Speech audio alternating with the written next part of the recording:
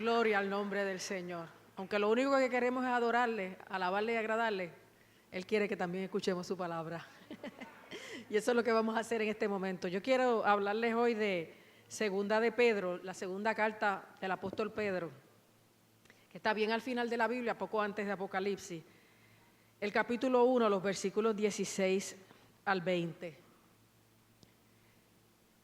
Ábralo, que normalmente yo no les digo que lo hagan para que tomen notitas al lado, porque yo quiero con este pasaje aclararles algunas dudas e inquietudes que surgieron de algunas cosas que se enseñaron en la Academia de Capacitación, y yo quiero que ustedes entiendan de dónde viene eso. Gloria al nombre del Señor. Aquí el apóstol Pedro dice, y es un pasaje que yo creo que ustedes conocen porque él mismo hace referencia a cuando Pedro junto a Juan y Jacobo estuvieron presentes en el momento en que Jesús se transfiguró. ¿Se acuerdan de ese pasaje? Que lo registran los evangelios, cuando Jesús se transfiguró, y dicen los mismos evangelios que su rostro se puso como el sol y sus vestidos blancos como la nieve, y de momento ellos ven a Moisés y a Elías al lado de Jesús, que representa a Moisés la ley y Elías los profetas.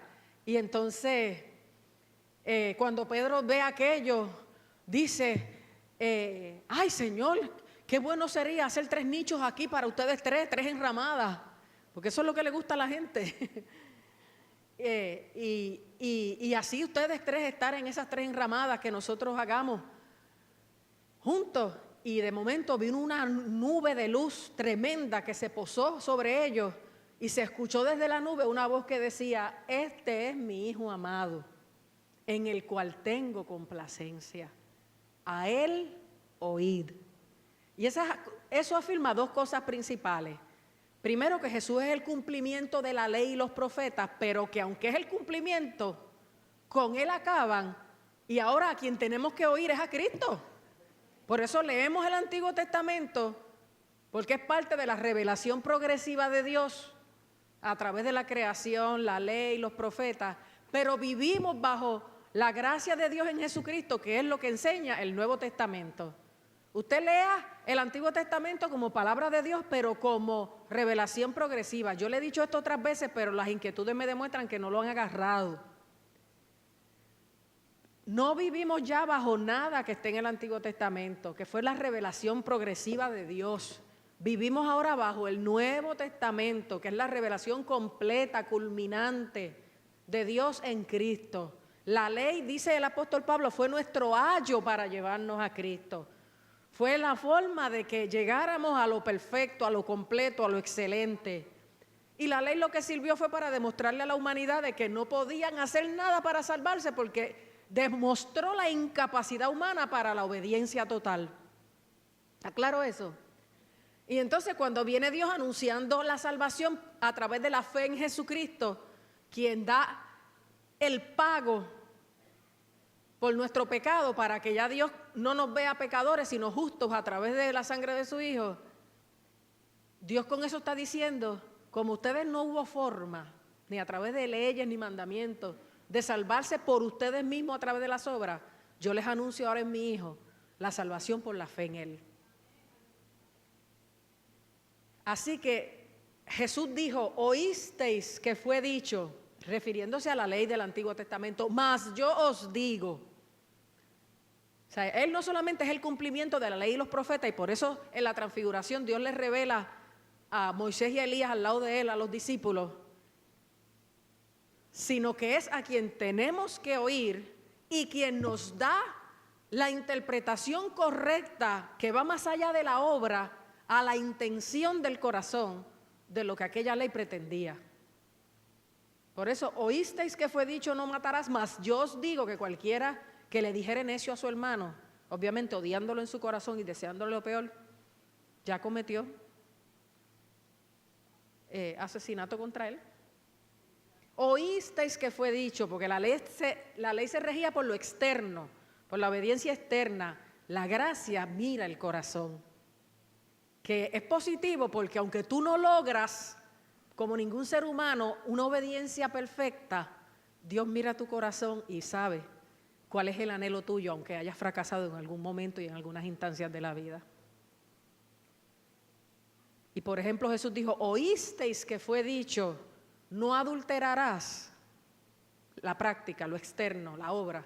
Mas yo os digo que cualquiera que mirare la mujer de su hermano y la deseare en su corazón, ya adulteró con ella.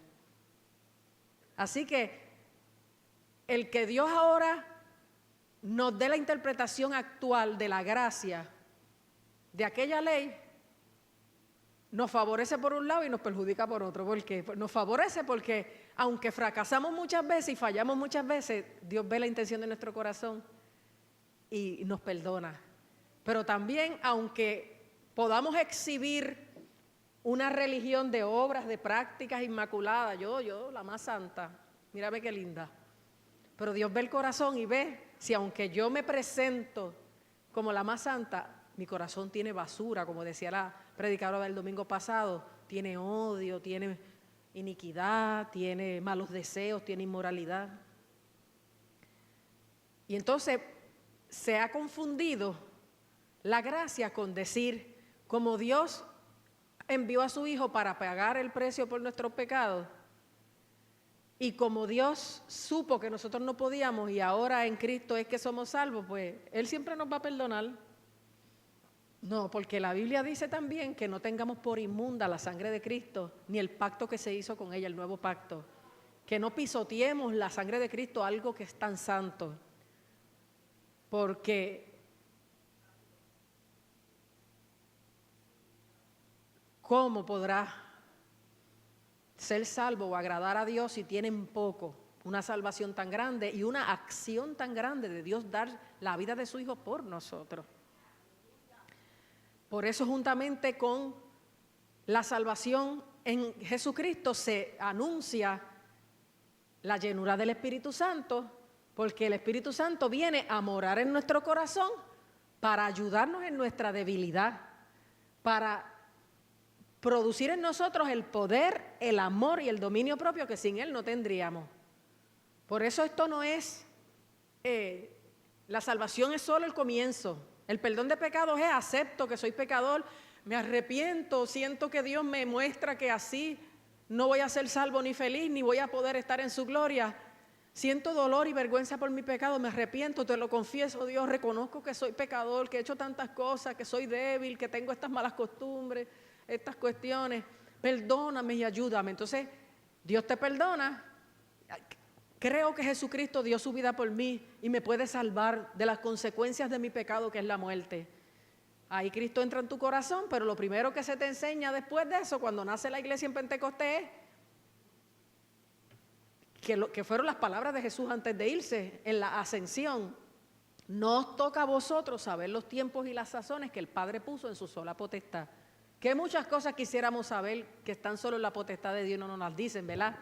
En torno a gobiernos, en torno a cosas mundiales, a maldad y aún a cosas personales de cada uno de nosotros que pedimos y no avanzan a llegar, como nos decía el sábado el pastor al retiro de ancianos.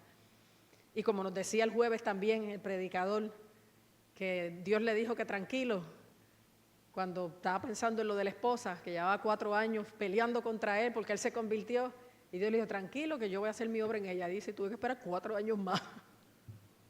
Pero, o sea, no nos toca a nosotros los tiempos y las sazones, los momentos en que Dios hace las cosas, que el Padre puso en su sola potestad, pero recibiréis poder cuando venga sobre vosotros el Espíritu Santo y me seréis testigos en Jerusalén, en toda Judea, en Samaria y hasta lo último de la tierra. Así que para vosotros, dijo el apóstol Pedro en esa primera ocasión, es la promesa para vuestros hijos, para los que están lejos, para cuantos el Señor nuestro Dios llamare. Si Dios te llamó a salvación, es para ti. ¿Por qué? Porque Dios sabe que tú humanamente no tienes las fuerzas ni el poder para vencer tu carne, vencer tus emociones, vencer las tentaciones del mundo, y te da el paracleto, el ayudante, el consolador, el asistente divino, que es Él mismo a través de la tercera persona de la Trinidad. Dios no nos deja solos. Jesús mismo lo dijo, no os dejaré solos, los enviaré el Consolador, mi Espíritu Santo, que ya no estará solo con vosotros, sino en vosotros. Por eso Jesús le decía a la gente, os conviene que yo me vaya, porque si me fuere, os enviaré el Espíritu Santo, porque Cristo estaba al lado de ellos, pero no dentro de ellos. Cuando Cristo se va, después de la muerte, resurrección y ascensión, envía el Espíritu Santo. Por eso le dijo, no vayan para ningún lado, después que Él ascendió, no vayan para ningún lado a hacer nada. Primero, esperen la promesa del Padre que oísteis de mí, porque Dios no pretende que vivamos la vida cristiana sin esa ayuda, sin ese Espíritu Santo ejerciendo su función de poder, de amor y de dominio propio sobre nuestro ser. Y mucha gente no quiere creer en eso y por eso viven cojos espiritualmente, porque quieren depender de su fuerza, y esto no se puede a capela, esto no se puede en la carne, es en el Espíritu. Y el Espíritu nos ayuda en nuestra debilidad, aún en nuestra oración, porque ¿qué hemos de pedir como conviene? No lo sabemos, pero el Espíritu mismo intercede por nosotros con gemidos indecibles. Así que esto es una cosa tan gloriosa, y todo el que haya aceptado a Cristo como su Señor y Salvador es salvo. Pero el segundo regalo de Dios, que para Él fue tan importante que no dejó a los discípulos irse a predicar hasta recibirlo, es el bautismo del Espíritu Santo. Pídalo para que se manifieste en usted a través de dones, ministerios y a través de un poder que usted dice, wow, yo le caería encima a ese tipo que me maldijo la madre. Pero entonces tú sientes el Espíritu Santo que te dice, no lo hagas, no te rebajes, no vale la pena. Y tú, Dios te bendiga. Tú a veces tratas con una persona en tu trabajo que es tan hipócrita, y tú con ganas de decirle, ¿tú te crees que yo no me doy cuenta que tú eres un hipócrita? Y el Espíritu Santo te dice, ámala como Cristo te amó a ti, ponla en tus rodillas. Y a veces cuando tú quieres meterle mano a unas cosas del mundo y disfrutarlas y caer bajo el engaño del pecado, el Espíritu Santo te da dominio propio, te frena y te dice, contrólate, que eso te va a destruir, eso te va a atrasar, eso te va a dañar. Así que hay que pedirlo. Desde que uno es salvo, tiene que empezar a decir, Señor, lléname, lléname, lléname. Porque ya tienes el sello del Espíritu Santo, pero la llenura hace falta. Dicen que el ministerio de D.L. Moody se transformó. Un ministerio que él predicaba a miles de personas donde quiera que iba. Cuando recibió el bautismo del Espíritu Santo fue otra cosa. Porque el Espíritu Santo, como les he dicho otras veces, hace que el mismo bistec de la salvación que está en el freezer esté en el sartén y huela y sepa mejor y pueda ser gustado y pueda ser atraído, ¿sabes?, para todas las personas. Entonces, ese es el contexto de lo que Pedro está escribiendo aquí. En la primera carta, Pedro está consolando a los que estaban en la persecución, en la dispersión, en el exilio. Pero en esta segunda carta, él está combatiendo herejías. Miren, en todas las épocas ha habido herejías que han tratado de colarse en la iglesia y de interpretar las cosas como no son, distintas a lo que dice la palabra. En el tiempo de Jesús estaban los gnósticos que decían, no, si este es Dios de verdad, entonces su cuerpo no era real, era una ilusión óptica. O quizás era un fantasma, porque además, como decían los gnósticos, el cuerpo es maldito, el cuerpo es despreciable, la materia es despreciable. Así que si Él es Dios, ese cuerpo no era carne nada. Nosotros no lo creímos. Por eso cuando Jesús les aparece, come con ellos resucitado y le dice, mete el dedo, que tú veas que es una herida de verdad y en la lanza. Y come con ellos para que ellos vean que su cuerpo resucitado, glorificado, era de verdad el cuerpo de Él. Cuanto más, antes de eso, anduvo y nació como cualquiera, de un vientre. Vivió una niñez normal y después empezó su ministerio, pero era un hombre de carne y hueso. Pero el que no puede creer unas cosas, empieza a inventar argumentos y explicaciones que no son. Y eso pasó desde siempre. Pues, a la luz de eso,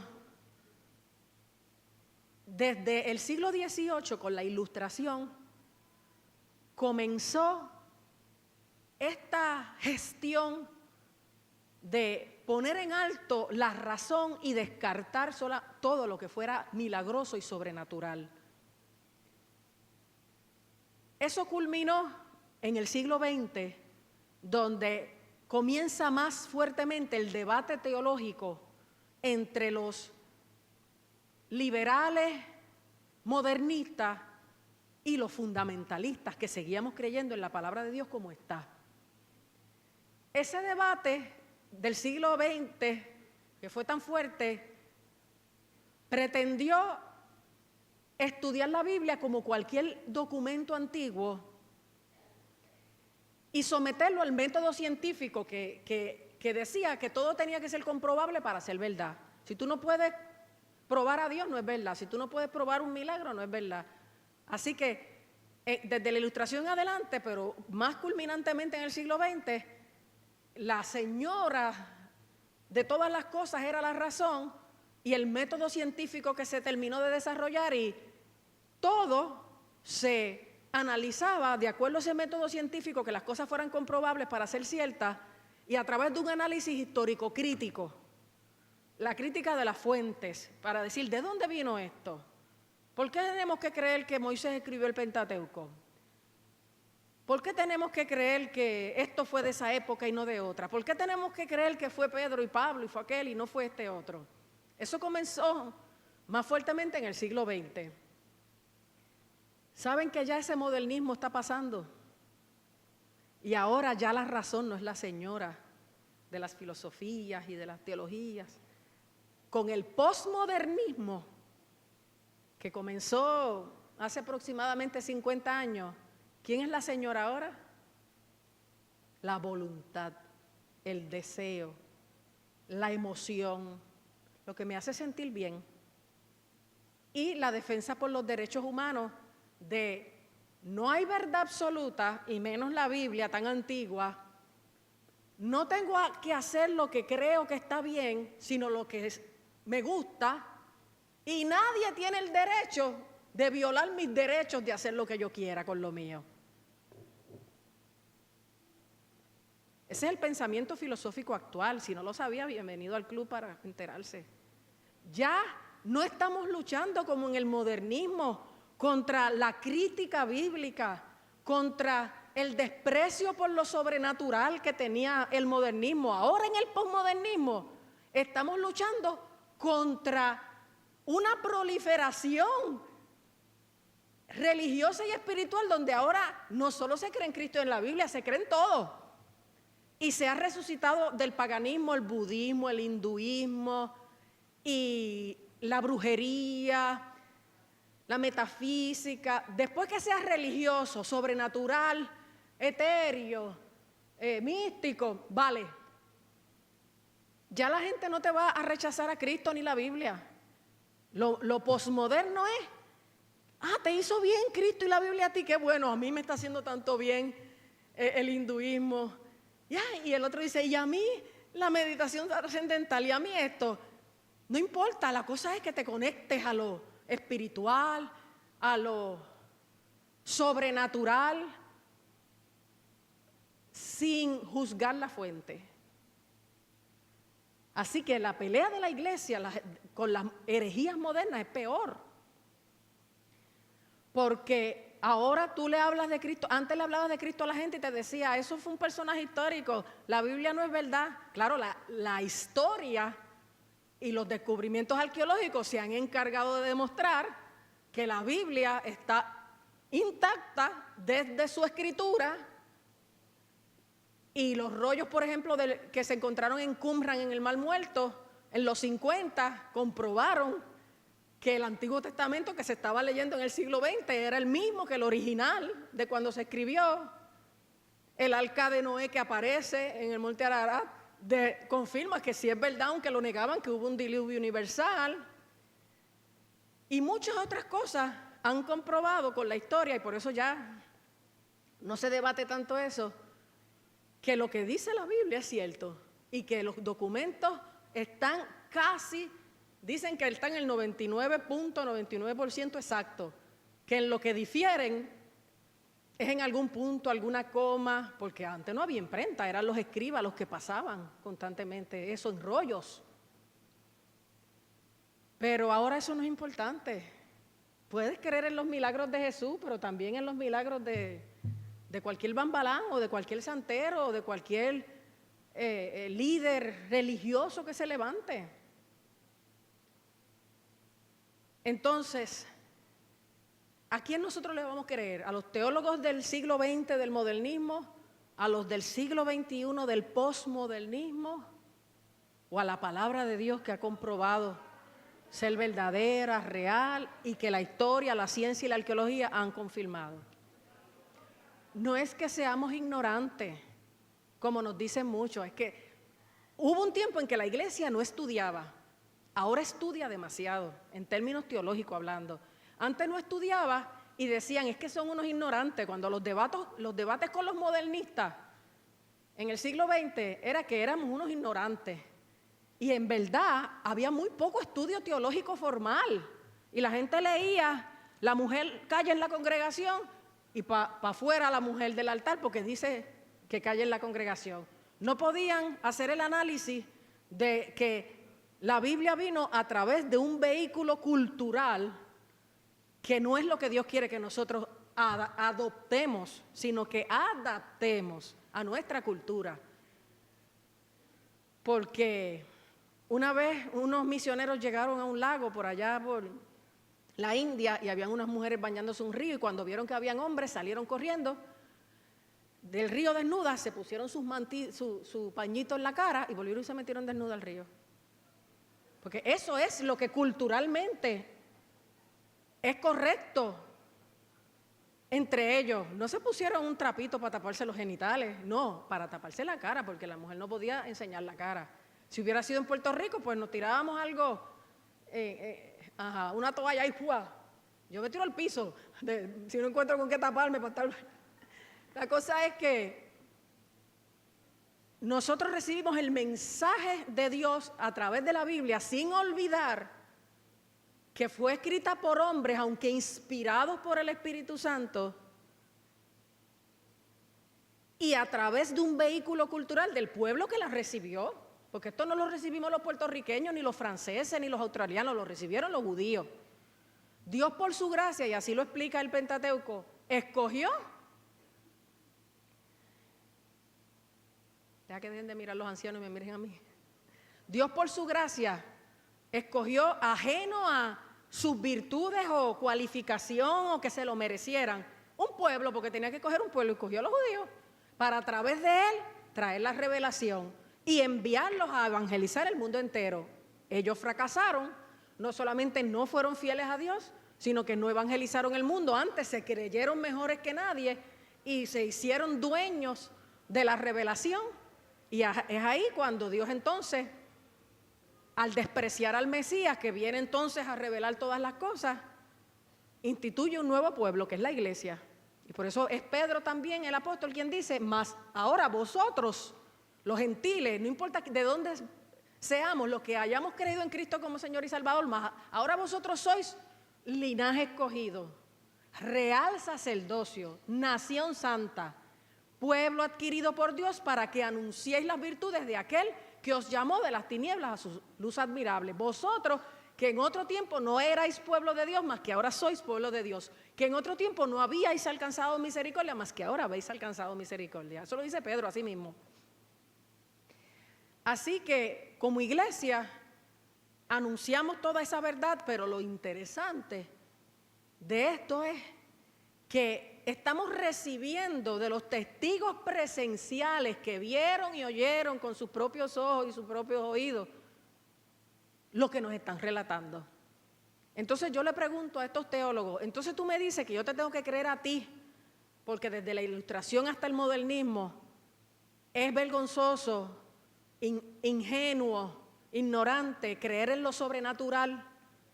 Y te tengo que creer a ti 20 siglos después que tú estás interpretando lo que quisieron decir los que de verdad fueron testigos presenciales o los que lo escribieron y que tú tengas más razón que la que tuvieron ellos. No puedo. Y lo último que se dice es que en el modernismo, que mira, los evangelios no se escribieron en los 50 después de Cristo, las cartas de Pablo no se escribieron en los 50 después de Cristo, ni los evangelios en los 60 después de Cristo. Todo eso se escribió después del 70, cuando vino la invasión de Tito, la destrucción de Jerusalén por el emperador Tito, el emperador romano. Porque ¿cómo Cristo iba a decir que cuando veáis a Él, la única forma de que se hubieran dicho una cosa era porque ya pasaron y están haciendo referencia a ella y la están poniendo como que se dijeron antes? Es como cuando yo estaba en el seminario, que muchos compañeros, como lo habían aprendido, insistían en decirme: es que tú no entiendes que el Espíritu Santo era para la época de Cristo, no es para ahora. Y yo digo: ¿que lo dice quién? No, porque ¿cómo tú vas a pensar que todo eso pueda ser verdad? Eso son formas, y además, si ocurrió para comprobar en el principio que Él era el que era, pero ya eso no es para la iglesia moderna. Ay, ¿que lo dice quién? ¿Y cómo tú me explicas que lo mismo que pasó en Pentecostés y donde quiera iban los discípulos e imponían las manos y recibían el Espíritu Santo, me pasó a mí y yo a su vez le impongo las manos a otros? Porque déjenme decir, en el avivamiento de los 70, porque los avivamientos eso es bien intenso, Dios me usaba a mí poderosamente bautizando con el Espíritu Santo. Primero me tardé en recibirlo, pero me dejé imponer las manos 300 veces porque yo lo quería. Y una vez lo tuve, Crenly y yo éramos los directores de la tamburina, pero empezamos bajo la dirección de Hermes Santo, que era el director anterior, a hacer círculos de oración antes de los ensayos, y al que yo le impusiera las manos, yo creo que a 4 de 5 los recibían. ¿Te acuerdas, Crenly? Y los adultos que se enteraron, cuando había círculos de oración o ayunos, me buscaban: ora por mí, porque les pasaba como me había pasado a mí, que tardé mucho en pedirlo, y decían: ya lo descarté todo, voy a pedir a Marta que ore, y lo recibían. Gloria a Dios. Porque en los avivamientos todo se exagera, se exacerba, se pone en abundancia, porque es una visitación sobrenatural de Dios a través de su Espíritu Santo. Y entonces yo le digo a ellos: ¿y cómo tú me explicas que lo que hacían los apóstoles y recibían el Espíritu Santo y sentían los ríos de agua viva y hablaban las nuevas lenguas y se manifestaban los dones, lo hicieron sobre mí, me pasó, y yo lo hago sobre otros y pasa? ¿Y dijo quién que eso no era para esta era moderna? Ah, tú estás como Gille Ávila, porque para esa época Gille estaba más joven, esto hace 30 años atrás, y bien en todo su apogeo. Pues está bien, háblame las lengüitas tuyas para yo aprendérmelas. ¿Cuáles son las tuyas? Porque las de Gille son Sika Mandaba, y las de Rashki son esta cosa mía. ¿Y cuáles son las tuyas? Y me vacilaban así para aprendérmelas. Y sí, porque si tú dices que hablar en lengua se habla. ¿Tú te acuerdas de eso, Reino? Pues Reino y yo estudiamos a la vez en el seminario. Yo los dejaba locos, pero yo sabía en quién había creído, y yo sabía lo que yo había experimentado. Ok, que el que no cree en lo sobrenatural se sienta más intelectual, más académico, más sábelo todo porque no cree en estas cosas, pero se las pierde. Además, Jesús dijo: estas señales seguirán a los que creen, y yo creo y las recibo. Así que cuando Pedro habla aquí, está hablando como un testigo presencial. Yo estaba allí, y él precisamente, para combatir las herejías de su época, le dice a aquellos a quienes les escribe: yo no les he dado a conocer a ustedes el poder y la venida de nuestro Señor Jesucristo siguiendo fábulas artificiosas. Esto no fue un cuento de camino, esto no fue una leyenda que me contaron, no, sino como habiendo visto con nuestros propios ojos su majestad. Y ahí es que pone el ejemplo: pues cuando él recibió de Dios Padre honra y gloria, le fue enviada desde las magníficas glorias una voz que decía: este es mi Hijo amado en el cual tengo complacencia. Y nosotros, dice Pedro, nosotros oímos esta voz enviada del cielo cuando estábamos con él en el Monte Santo. Es como cuando yo voy pasando y Norma me empuja, y entonces después viene Marisol y dijo: no, ella se cayó de sus propios pies, Norma ni la tocó. Pero Milton lo estaba viendo todo y dijo: no, yo vi a Norma empujarla. Entonces es un ejemplo, obviamente. ¿Y a quién usted le va a creer? ¿A Marisol, que defendió a Norma porque sabe que Norma es una mujer de Dios que jamás haría una cosa así? ¿O a Milton, que estaba allí y lo vio? A Milton, que lo vio. Pues entonces Pedro, para combatir las herejías, le dice: yo no les estoy contando a ustedes fábulas artificiosas, yo no me estoy inventando nada, yo no estoy recogiendo cuentos de camino. Yo les estoy hablando lo que yo vi con mis propios ojos y oí la voz del Señor diciendo. ¿Qué es lo que dice Juan? Que también estaba allí, primero en el Evangelio. En el principio era el Verbo y el Verbo era con Dios y el Verbo era Dios. Y aquel Verbo fue hecho carne y habitó entre nosotros, no entre el mundo, sino entre nosotros, porque Él estaba en el corillo. Y habitó entre nosotros y vimos su gloria, gloria como del unigénito del Padre, lleno de gracia y de verdad. Yo vi su gloria y lleno de gracia y de verdad, no suena lindo, pero para ellos era un mensaje revolucionario, la gracia contra la ley, la verdad contra las obras. Cuando Juan está escribiendo eso, está escribiendo algo mayúsculo. Lo que pasa es que nosotros no estamos en el contexto histórico y a veces no le sacamos todo lo que tiene la palabra. ¿Y qué dice Juan en su primera carta? Lo que hemos visto y oído, lo que hemos contemplado y palparon nuestras manos tocante al Verbo de vida, lo que hemos visto y oído, eso os anunciamos, para que vuestra comunión sea con el Padre y con su Hijo Jesucristo. Yo lo vi, yo lo oí, yo lo toqué, yo lo palpé, no era fantasma, no era una ilusión óptica, era real. Entonces, vemos cómo el mismo Pablo habla ya no del Cristo antes de la muerte y resurrección, sino después de la resurrección y ascensión, cómo se encuentra con Él.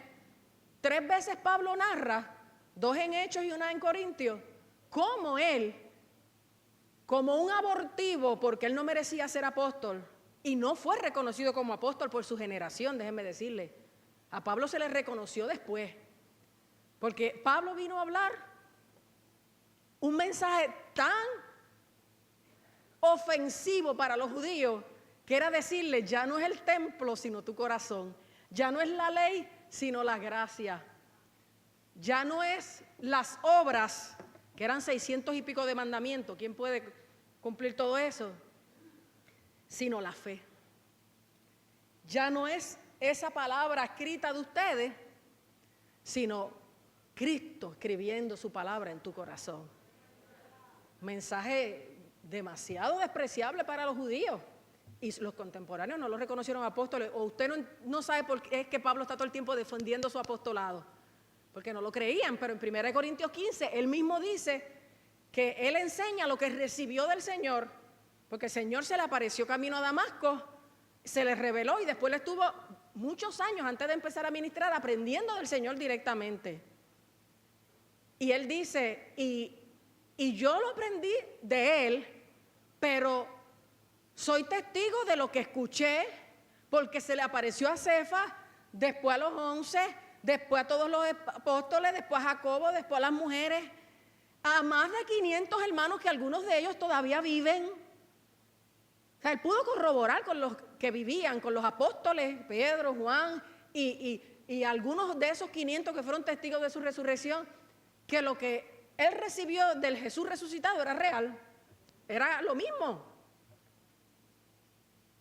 Entonces ahora, como el modernismo, ahora no, el siglo pasado, como el modernismo no cree en lo sobrenatural ni en lo milagroso, todo es lo que la razón y el método científico y crítico pueda comprobar, pues yo voy a echar a la basura toda esa gloria y toda esa maravilla que es la palabra de Dios y la narración de lo que hizo Jesús y de lo que enseñó, que es lo único que ha probado salvar, transformar, restaurar, sanar, libertar y dar esperanza a la humanidad.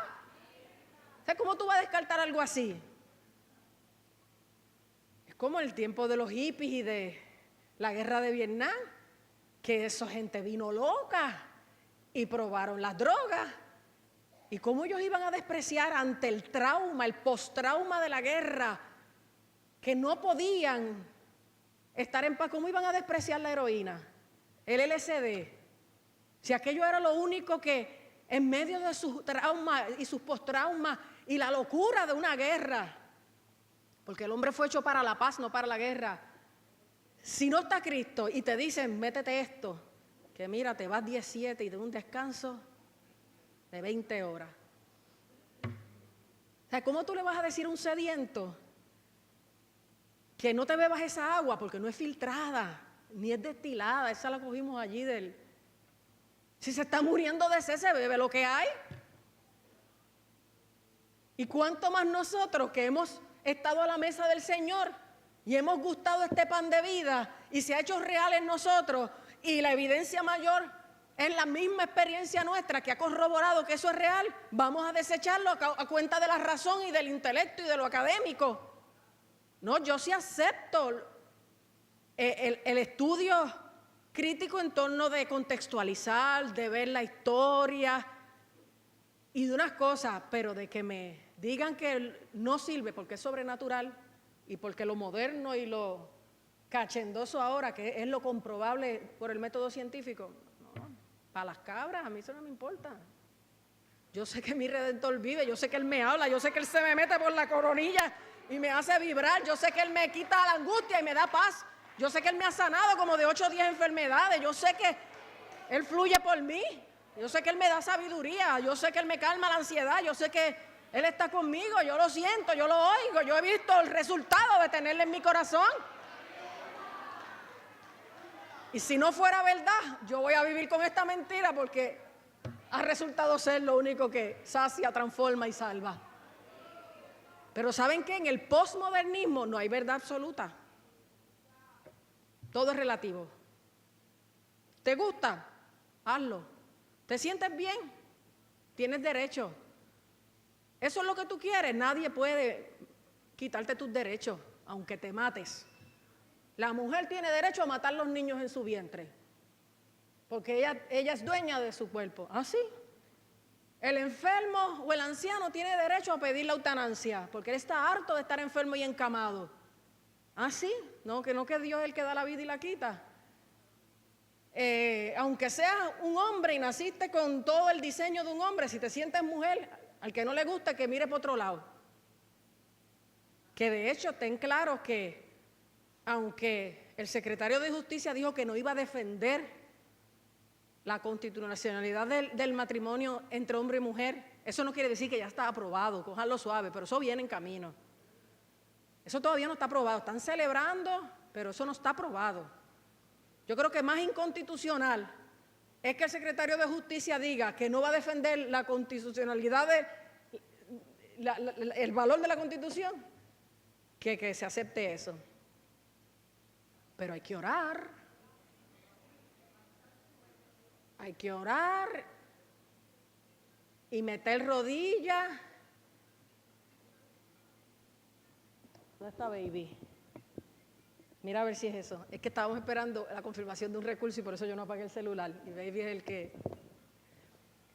Así que, si la verdad es relativa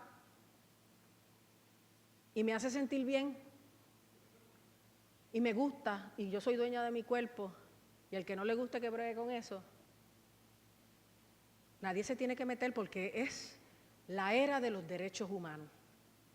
Tienes derecho a todo y nadie tiene derecho a limitar tus derechos.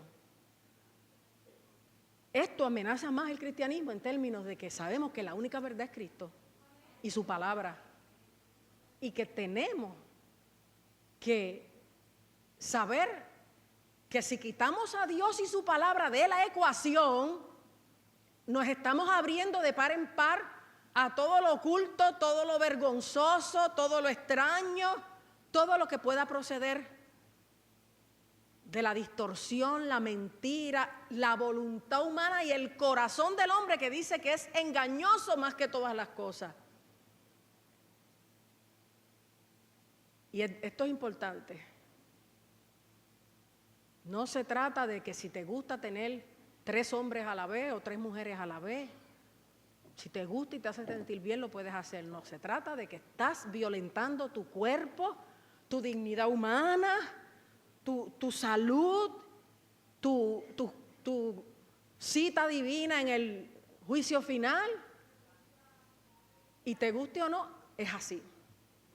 Porque ya no se puede predicar de pecado, ni de cielo ni de infierno. Ay, eso es antipático. ¿Cómo van a estarle metiendo miedo a la gente? No, lo que importa es esta vida. No me importa, me lo han dicho, yo le he predicado a mucha gente, no me importa la vida eterna. Eso a lo mejor ni existe. Cielo, infierno. Hay que vivir esta vida. Esto es lo que hay que disfrutarlo. Lo otro ni sabemos si existe. Y si existe, ya bregaremos con eso cuando lleguemos allá. Sí mismo me lo han dicho varias personas. ¿Por qué estar en el posmodernismo? Porque ya no estamos en el modernismo, estamos en el posmodernismo, hablando a la gente de cosas que le metan miedo, que los atrase, que no los deje ser libres, que les quiera limitar sus derechos. No, que todo el mundo haga lo que quiera. ¿Y qué dice el libro de los jueces? Después que muere Moisés y Josué y viene una generación que no conoce a Dios ni su palabra, ¿qué es lo que dice? Que cada cual hacía lo que bien le parecía. Había una anarquía y había un vivir constantemente las consecuencias de esa anarquía, de ese hacer lo que me daba la gana. Así que tenemos que estar bien atentos, porque el posmodernismo siempre nos va a seducir diciéndonos: ay, esa pastora regaña mucho, ay, ahí no dejan a uno hablar mientras se está dando el culto, ahí están mirando a uno si uno está, si yo nunca veo a fulano, tengo que aprovechar a hablar con él en el culto. No, ahí esto, aquello, no, es muy largo, no. Mira, si yo voy a un sitio que en media hora nos despachan, tenga cuidado, porque la iglesia no es la televisión ni la tecnología. La iglesia es los redimidos por la sangre de Cristo, reunidos y unidos, presentando alabanza y adoración a Dios, presencial. Es una ofrenda única, diferente a la que usted hace individual en su casa, aunque esté frente a un televisor y un culto bueno.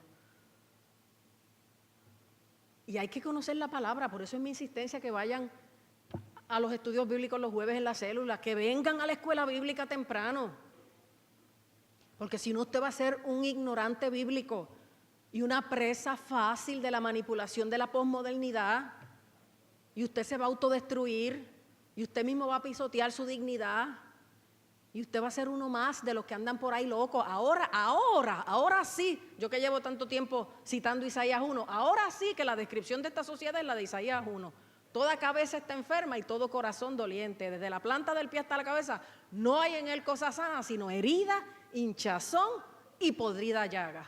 No están curados ni vendados, y queda la hija de Sión, que ahora es la iglesia, que si no fuera por Dios, seríamos como Sodoma y semejante a Gomorra. Lo dice en Isaías 1, vaya y léelo. La gente está loca, está desquiciada.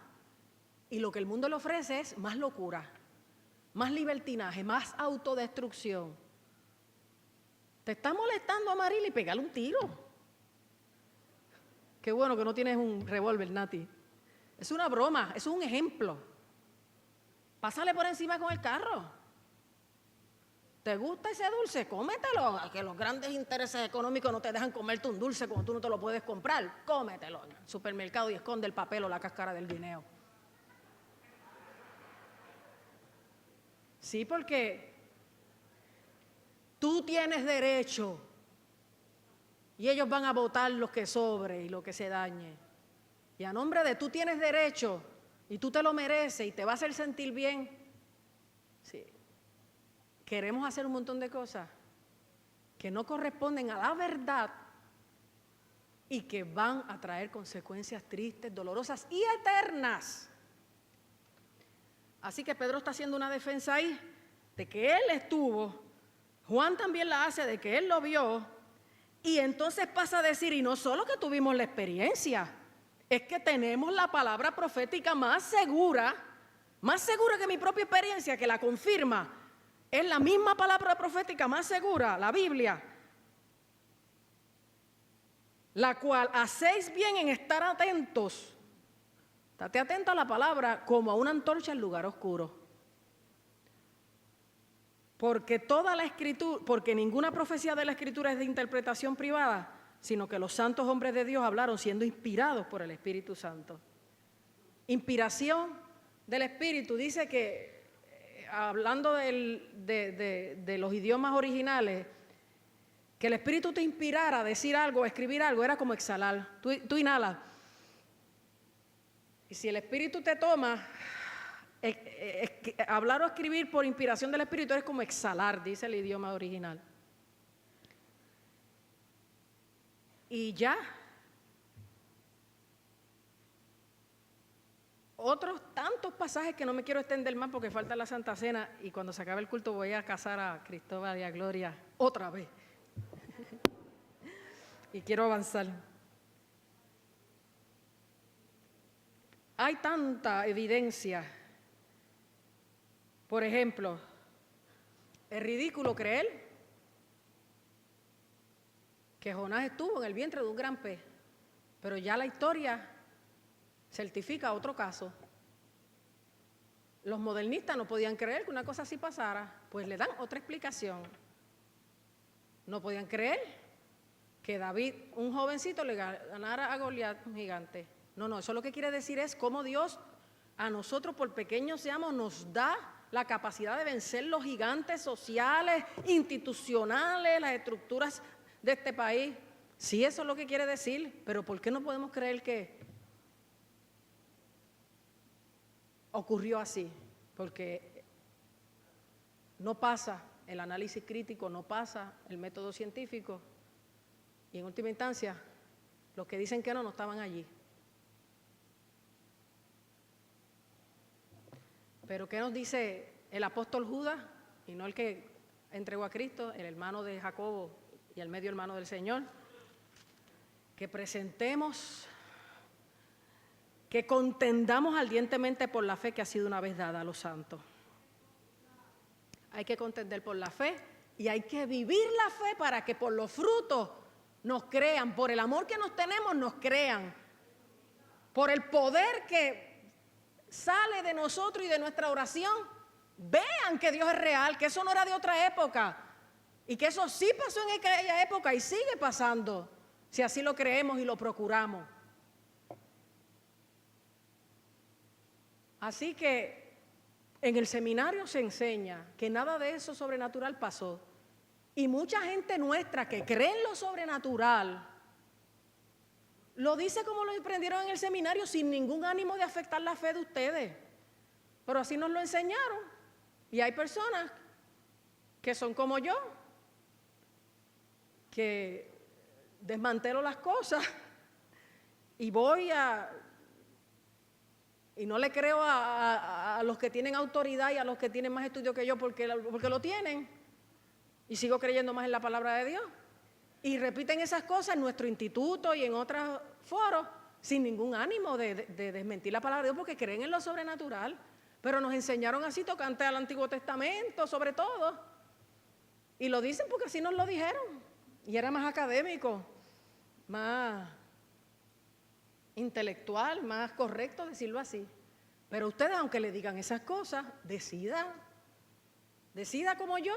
Si usted le cree a los originales, a los testigos presenciales, a que la misma palabra en el Nuevo certifica la Antigua, porque, por ejemplo, una de las cosas que se dice es que Moisés no escribió el Pentateuco. Sin embargo, Jesús habló de lo que dijo Moisés en la ley y los profetas, pues Jesús estaba equivocado. Entonces Jesús dijo que como Jonás estuvo en el vientre del gran pez 3 días y 3 noches, él estaría, y que los ninivitas se levantarían en el día del juicio ante nosotros porque ellos creyeron a la predicación de Jonás y nosotros no hemos creído. O sea, Jesús se va a comparar con un personaje ficticio y va a dar por sentado que algo es correcto si no lo es. Pues entonces a mí, aunque me lo hayan dicho, le creo más a los que escribieron en el primer siglo, en el segundo siglo, los padres de la iglesia, que a los que 20 siglos después estamos tratando de entender, interpretar, pasar por el análisis histórico crítico, por el método científico las cosas y sacarle todo a la Biblia, que lo que queda es un libro de filosofía, no palabra de Dios. Pero vuelvo y le digo, aún en nuestro instituto, el seminario lo fundaron 5 denominaciones, entre ellas la nuestra, y enseñan estas cosas. Porque estudiamos el tiempo del modernismo. Yo no sé lo que están estudiando ahora en el posmodernismo. Pero yo sigo creyendo en la palabra de Dios. La Biblia como palabra de Dios. Y la sigo viendo cumpliéndose y me sigue haciendo bien.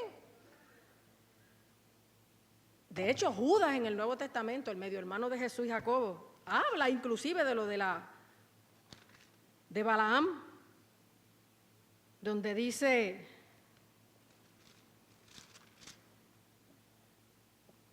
No, no es Judas. Judas habla, sí, aquí es. Habla, lo busca después en Judas, versículo 11, pero creo que es Pedro quien lo hace más claro. Pedro mismo, segunda de Pedro 2, 15, dice: han dejado el camino recto y se han extraviado siguiendo el camino de Balaam, hijo de Beor, el cual amó el premio de la maldad y fue reprendido por su iniquidad, pues una muda bestia de carga, hablando con voz de hombre, refrenó la locura del profeta. Yo no veo cómo los apóstoles vayan a hablar de cosas y hacer referencia a cosas que no ocurrieron, que fueron solo metáforas y símbolos. Ahora, una cosa sí es cierta: aún los que no creen en esos pasajes que humanamente hablando es imposible que una mula haya hablado, que un hombre haya sobrevivido en el vientre de un campés, humanamente hablando es cierto que no es creíble. Pero aún los que no creen esas cosas creen que más allá de si son ciertas las historias, literalmente creen en la Biblia como palabra de Dios en términos de los principios y los valores que representa. O sea, por ejemplo, si no pasó lo de David y Goliat, sí creen que es palabra de Dios el principio que se está ilustrando a través de eso, de que Dios le da victoria a los pequeñitos, de que Dios es el grande, el todopoderoso y el que nos da victoria, nos da las formas de vencer en su nombre lo que se levante contra nosotros. O sea, aún los que no creen que eso literalmente pasó, creen que es palabra de Dios, los valores y los principios que enseñan esas historias. Por eso usted crea que pasó literalmente. Si no lo quiere creer, crea que el mensaje que hay detrás, que fue lo que se le enseñó en la academia de capacitación, es el correcto. Pero yo sobre todo creo en el Nuevo Testamento, en lo que Jesús dijo, en lo que los apóstoles dijeron, en lo que los padres de la iglesia en el primer y segundo siglo escribieron, y en el testimonio del Espíritu que me da, comprobándose en mi experiencia que todo eso es real, porque tampoco la experiencia está por encima de la revelación. Por eso es que Pedro aclara: nosotros lo vimos, lo oímos, lo tocamos, estábamos allí, pero por si acaso tenemos la palabra profética más segura, la cual hace bien estar atento como antorcha que alumbra en hogar oscuro. Que en ese tiempo la escritura era el Antiguo Testamento, pero ahora sabemos que en Cristo es a Él oír. Y que aunque oíste que fue dicho, por eso ya no importa si fue de una manera o de otra, porque oíste que fue dicho de una manera, pero ahora yo les aclaro de la manera que es. Con todo, Jesús endosó con sus ejemplos muchas de esas historias. ¿Tan claro, tan tranquilo? ¿Es suficiente, Marisol? Que casi todas las quejas se las traían a ella, que fue la que organizó. Cualquier duda adicional, pero nuestro seminario y nuestro instituto bíblico local, que es solo de los discípulos de Cristo, no como el seminario que es que es interdenominacional, no solo de las 5 originales. Nuestro propio instituto enseña estas cosas que se enseñaron con el modernismo. Y muchos pastores de nosotros las creen así, pero siguen creyendo a pesar de eso en el mensaje que hay detrás, en los valores del reino, en los principios bíblicos que hay detrás. Pero yo, como soy más papista que el Papa, lo creo como es. Y no me callo en la congregación porque sé separar el vehículo cultural del mensaje que se estaba trayendo en ese momento. Usted piense lo que quiere, pero esto es palabra de Dios. Y viva según el Nuevo Testamento. No estamos bajo el Antiguo. Y créale, cuando usted tenga que escoger, créale a Cristo. Cuando usted tenga la Biblia en la mano, ¿le creo al Antiguo o al Nuevo? Al Nuevo. Cuando usted tenga el Nuevo en la mano, ¿le creo a los teólogos o a Cristo? Créale a Cristo. Créale a Pablo, créale a Pedro, créale a Juan, créale a los que estuvieron allí. Y el Espíritu se va a encargar de darle testimonio de que eso es verdad. Mira, yo recién empezando a pastorear esta iglesia, prediqué un día en la campaña de Semana Santa de la discípulo de Maricao. Y un año después una persona me trajo una foto de yo orando por ella en el llamado. Y yo no lo sabía, pero esa persona tenía cáncer de pulmón. Y en esa foto que alguien tomó, se ve un rayo de luz sobre ella. Y después que ella fue a los médicos, estaba sana de aquel cáncer de pulmón. Y un año después ya me lo enseñó. Si usted no quiere creer que ese rayo de luz simboliza el poder del Espíritu Santo, pues crea en que el cáncer se sanó. Los mismos médicos creyentes que no son arrogantes le dicen muchas veces a sus pacientes: eso es un milagro, eso la ciencia no lo puede explicar. Así que usted decida si salió de la mano de Dios o es descendiente de un mono. Si Dios creó los cielos y la tierra o esto fue un Big Bang que no se sabe quién tiró la piedra. Si Cristo es real y salva, o si usted quiere estar por la libre, realengo por ahí, hasta que el diablo se lo lleve.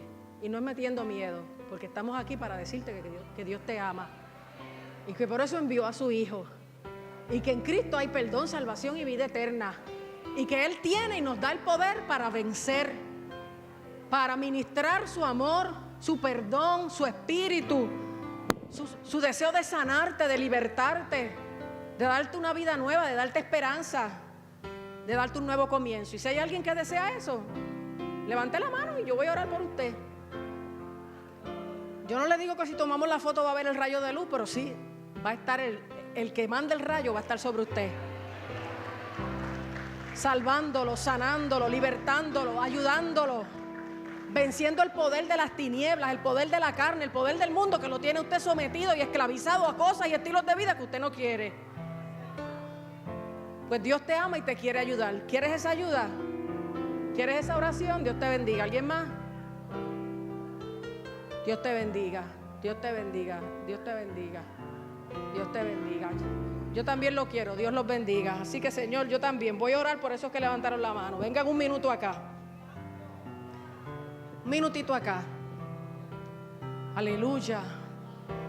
Porque cuando uno camina hacia el altar, está afirmando el testimonio de que está poniendo la fe en el Señor, de que quiere lo nuevo de Él, de que entendió hoy lo que no había entendido en años y ahora anhela eso que Él